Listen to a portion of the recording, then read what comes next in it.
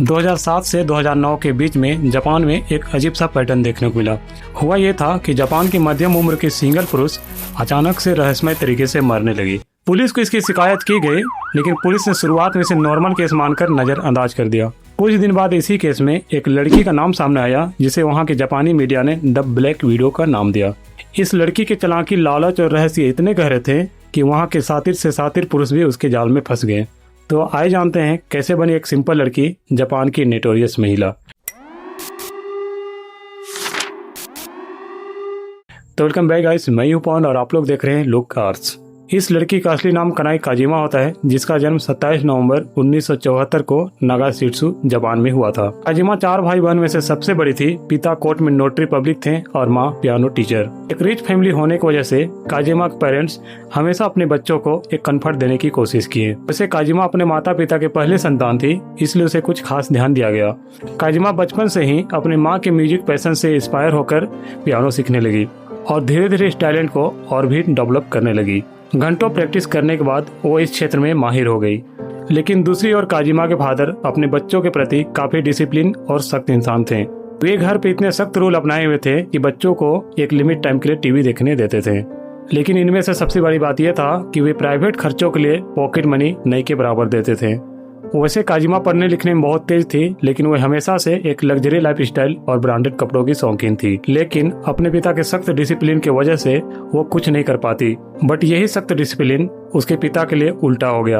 हुआ ये कि काजिमा हाई स्कूल पहुंचते ही गलत आदतें अपना ली। एक दिन काजिमा अपने पिता के अलमारी से लगभग 21,000 US$ चुरा लेती है और यह सब उसके पिता को पता चलता है, तो सजा के तौर पर उसके पॉकेट मनी और भी कम कर देते हैं ताकि काजिमा सुधर जाए। लेकिन होता है इसका जस्ट उल्टा।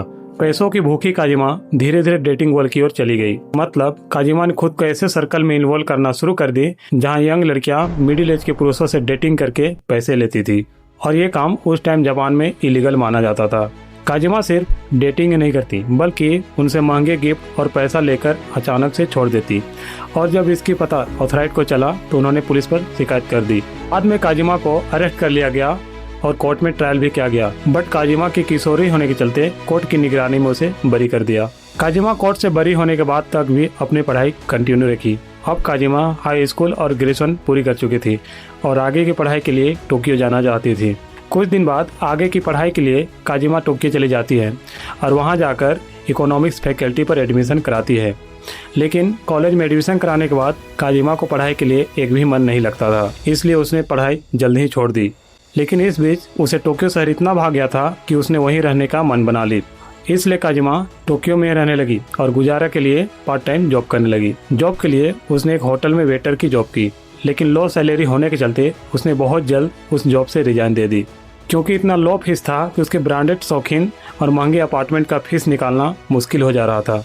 इसलिए काजिमा ने एक नई आदत अपनाई। उसने क्या की कि एस्कॉर्ट क्लब जाना शुरू कर दी। इसमें वे बातचीत और कंपेनियनशिप से लेकर इंटीमेट रिलेशनशिप तक जाते थे। लेकिन काजिमा के लिए यहाँ भी एक चैलेंज था, क्योंकि 5 फीट हाइट और 110 kg वेट के साथ वे जापान की सोसाइटी के ब्यूटीफुल स्टैंड में फिट नहीं बैठती थी। अब यहाँ से काजिमा के एक अंधेरा सफर शुरू हुआ। कुछ दिन बाद काजिमा को उसी क्लब में एक पिम्प से मुलाकात हुआ। पिम्प यानी कि वेश्यावृत्ति से जुड़ा हुआ इंसान, यानी कि हम ब्रोकर कह सकते हैं। इस ब्रोकर का नाम ताकायाची होता है, जो बाद में काजिमा का मेंटोर बन गया। उसने काजिमा को सिखाया कि कैसे पुरुषों को मैनिपुलेट किया जाता है। उसने पुरुषों को टारगेट करने के लिए मार्केट स्ट्रेटजी सिखाया। धीरे धीरे काजिमा अपने स्किल्स को और भी डेवलप करने लगी। वो जानने लगी थी कि काइंडनेस और इमोशनल अटैचमेंट से पुरुष आकर्षित होते हैं। काजिमा पुरुषों को फंसाने के लिए इस क्षेत्र में पूरी तरह से मैच्योर हो गई थी, इसलिए उसने एक फेक आइडेंटिटी बनाई। कभी उसने खुद को डॉक्टर, तो कभी नर्स, तो कभी फेक सेलिब्रिटी बताई। और यहीं से शुरू हुआ काजिमा की एक सिंपल लड़की से लेकर ब्लैक विडो बनने तक की सफर। अब काजिमा अपनी जिंदगी की सबसे डेंजर रास्ते पर चढ़ चुकी थी। इसी दौरान 2001 में काजिमा की मुलाकात होती है सतो फुकुयामा नामक एक लड़का से। वैसे तो दोनों की मुलाकात एक क्लब में होती है, लेकिन एक सप्ताह के अंदर ही दोनों इतने क्लोज हो जाते हैं कि बहुत जल्द ही दोनों लवर्स बन जाते हैं। सतो, जो अपनी सेविंग और केयरफुल स्पेंडिंग के लिए जाना जाता था, था वो काजिमा पर अंधा विश्वास करने लगा था। अब इसी का फायदा उठाते हुए काजिमा इमोशनल ड्रामा रचती है। वो कहती है कि हमारे पेरेंट्स एक प्लेन दुर्घटना में मारे गए थे, इसलिए हम बोस्टन के एक म्यूजिक स्कूल में फीस देने में असमर्थ हूँ। अब काजिमा की यही इमोशनल ड्रामा सत्तो पर विश्वास दिला देता है और उसने सारी फीस भरने की हामी कह देता है। लेकिन धीरे धीरे सत्तो को शक होने लगा था कि काजिमा हमारे साथ में फ्रॉड कर रही है, इसलिए उसने रिपोर्ट करने की कोशिश की, लेकिन सबूत की कमी होने की वजह से यह केस आगे नहीं बढ़ पाया। कुछ महीने बाद ऑफिस के लिए सत्तो लेट हो गया, इसलिए ऑफिस के ही उसके किसी कलीग ने चिंतित होकर उसे देखने के लिए उसका घर पहुंचा और वहां जाकर उसने देखा तो हैरान हो गया, क्योंकि सत्तो अपने ही घर पर पड़ा था। लेकिन न्यूज छपने से पहले ही काजिमा सत्तो के अकाउंट से अपने अकाउंट में लगभग $50,000 ट्रांसफर करवा लेती है। बाद में पुलिस ने मौत का कारण को निर्धारित नहीं कर पाया, इसलिए फाइनली 2008 में केस को क्लोज कर दिया गया। बट काजिमा यही नहीं रुकी। 2008 और 9 जापान में वो दौर था जब सोशल मीडिया तेजी से ग्रो कर रहा था। अब इन्हीं सबको देखते हुए काजिमा ने एक सोशल मीडिया प्लेटफॉर्म पर अपनी प्रोफाइल बनाती है। उसने मैट्रिमोनी ऐप पर सकुरा नाम से फेक आइडेंटिटी बनाई। उसने उस प्रोफाइल पर खुद को ऐसे महिला के रूप में प्रस्तुत की जो मैरिज चाहती है और फैमिली भी चाहती है। और काजिमा का ये नया रूप बेहद आकर्षक साबित हुई। खासकर काजिमा को वे पुरुष पसंद करने लगे जो मिडिल एज के थे और अविवाहित थे, और इनमें से भी वे खास पुरुष जो खुद को अकेला और तन्हाई महसूस करते थे, और वे ऐसी लड़की की तलाश में थे जो उन्हें प्यार और ध्यान दे सके। अब इन्हीं में से एक था तक्को टेडा, जो लगभग 53 साल का था लेकिन पेशे से इंजीनियर था। तक्को टोक्यो में ही एक जगह है सर्व करके वहीं अपना माँ और बहन के साथ में रहता था। उसका डेली का लाइफ था ऑफिस जाना और ऑफिस से घर आना। फरवरी 2008 में उसने पहली बार सोचा कि ऑनलाइन किसी से कनेक्ट किया जाए, और फाइनली 2 महीना बाद सकुरा नाम से उसके मोबाइल में चैट इनविटेशन आता है, जो कि काजिमा का ही फेक आईडी था। काजिमा उसे मीठी मीठी बातें करने लगी और साथ में फ्यूचर में शादी करने के भी सपने दिखाने लगी। तक्को काजिमा की मीठी मीठी बातों में पिघल गया और उसने उस पर अंधा विश्वास करने लगा। इसलिए तक्को काजिमा को देखना चाहता था, इसलिए काजिमा ने उसे एक एडिट फोटो भेजी जहां उसकी बॉडी मुश्किल से दिख रही थी। अब इसी फोटो को देख के तक्को फिर से उसके प्यार में पागल हो गया और उसे अपने घर में एक केयरटेकर और कुक के लिए आमंत्रित कर लिया। काजिमा ने तक्को के दिल में खास जगह बनाई। उसने तक्को के लिए खास खाना बनाने लगी और उसके अकेलापन को भी दूर करने लगी। लेकिन 1 महीने बाद काजिमा ने तक्को से पैसों की डिमांड कर दी। वो कहती है, हमें यूनिवर्सिटी फीस भरने के लिए पैसे नहीं है और हमें अर्जेंटली चाहिए। तक्को बिना डाउट के सारी सेविंग्स काजिमा को दे देता है। लेकिन सबसे हैरान करने वाली बात यह था कि काजिमा उसी वक्त और भी कई पुरुषों से चिट कर रही थी।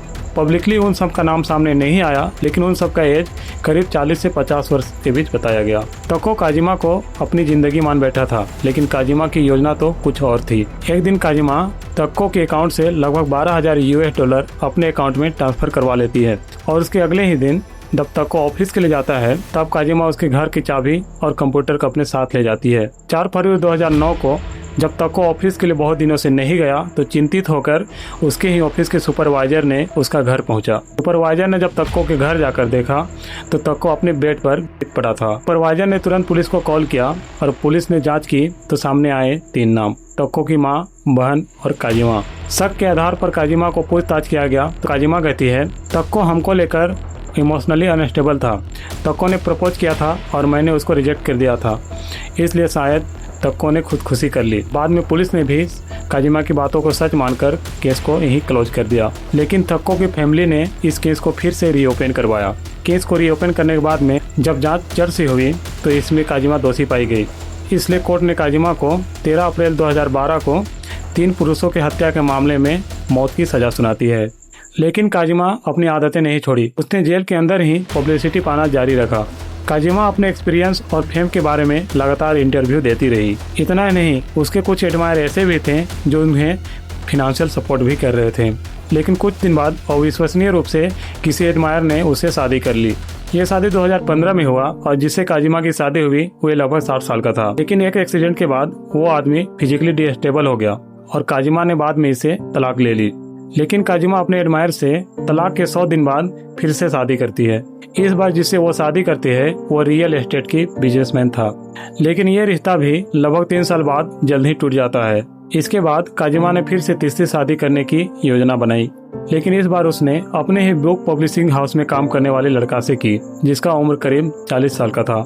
यह लड़का काजिमा से डीपली जुड़ गया था। भले ही काजिमा जेल में अपनी वक्त का इंतजार कर रही थी। बताया जाता है काजिमा अपने लाइफ को कभी सिंपल नहीं जी। उसने बाद में अपने एडमायर और हेटर्स को दोनों को आकर्षित कर लिया। एक वे जो ब्लैक विडो को कहकर नफरत करते थे, दूसरी ओर वे जो उनके छवि से आकर्षित हुए थे। तो मेरे फ्रेंड्स, ये थी काजिमा की जर्नी, एक छोटे शहर से लेकर द ब्लैक विडो बनने तक की सफर।